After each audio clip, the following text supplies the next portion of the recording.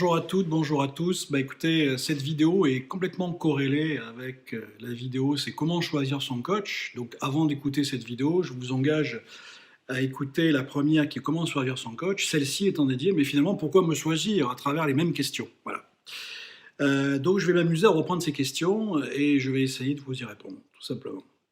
La première c'était, mais qu'est-ce qui vous a attiré vers le coaching? Écoutez, moi ce qui m'a attiré vers le coaching, c'est les relations avec les autres. Il faut savoir que après un diplôme dans une école de commerce qui s'appelle EM Lyon, il y a quelques années de ça, quelques décennies, j'ai été toujours manager.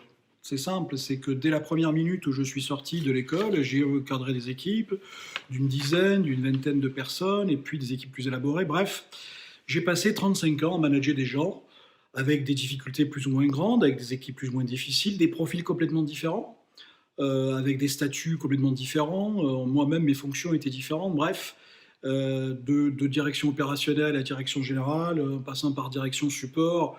J'ai vraiment exercé tout type de métier, des équipes à distance, des équipes éloignées.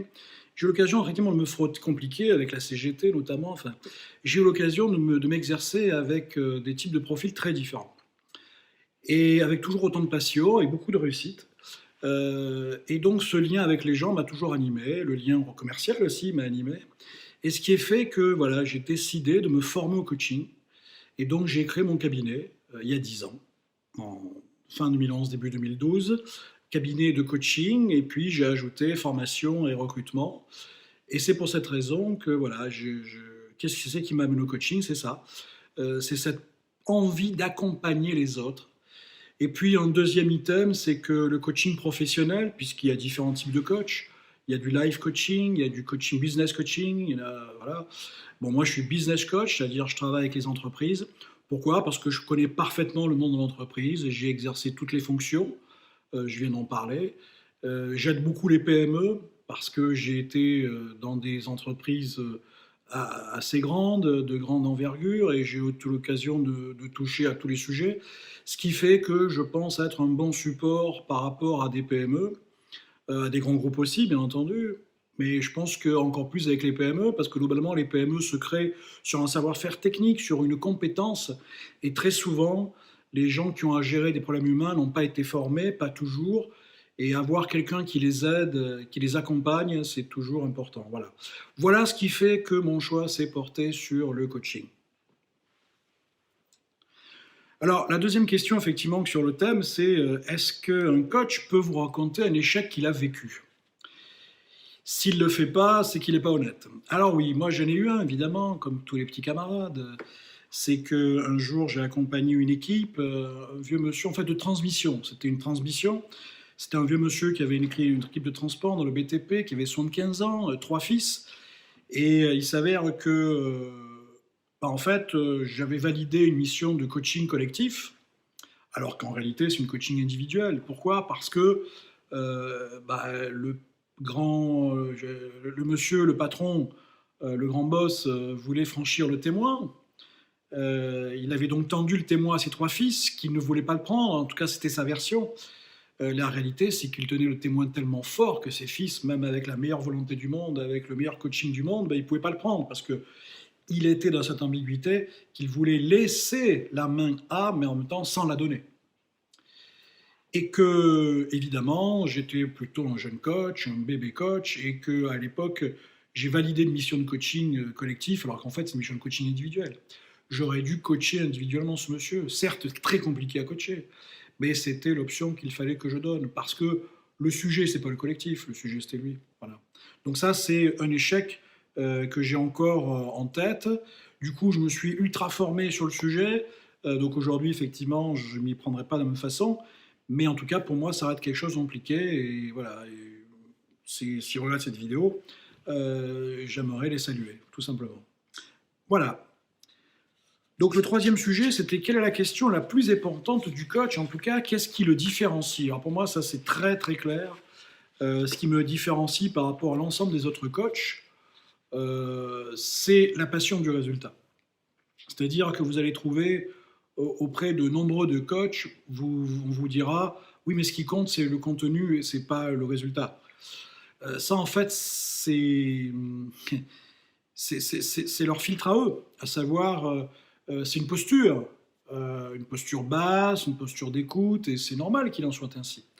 Pour autant, la capsule de bienveillance, il faut la créer, mais néanmoins, il faut aussi amener les gens dans des zones de progrès.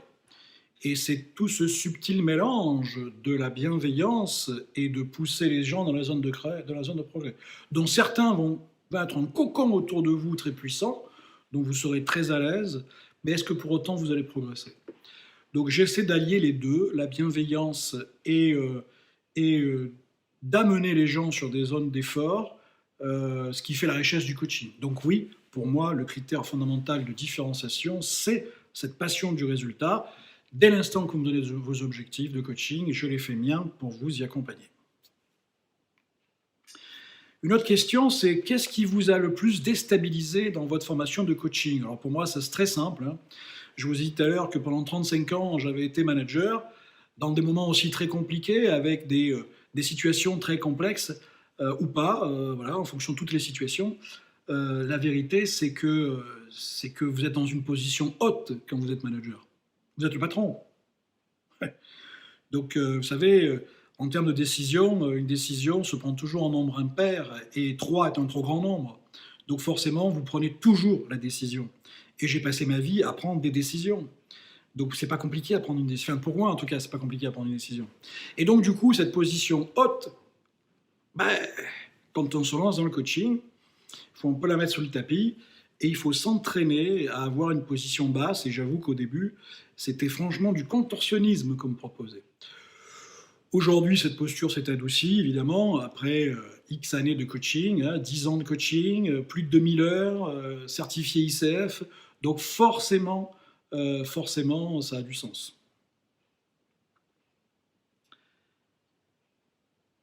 Dans quel type de situation je sollicite mon superviseur? Ben écoutez, il y a 2 types de situations où je sollicite mon superviseur. D'ailleurs, Philippe, je te salue.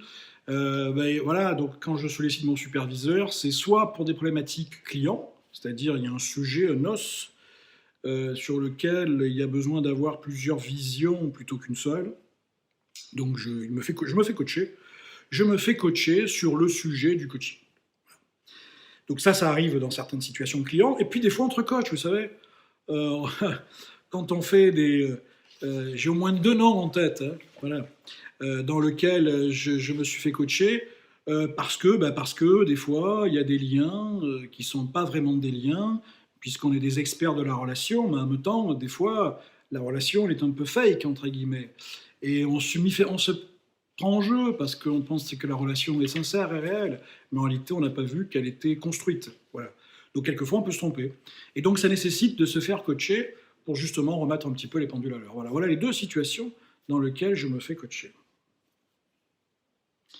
Donc voilà, que vous dire? Que vous dire en conclusion? En conclusion, je suis certifié ICF comme 400 confrères en France, hein. Donc l'ICF, c'est International Coaching Federation, c'est un organisme international. Donc moi, c'est le chapter français, comme on dit. J'ai donc plus de 2000 heures de coaching.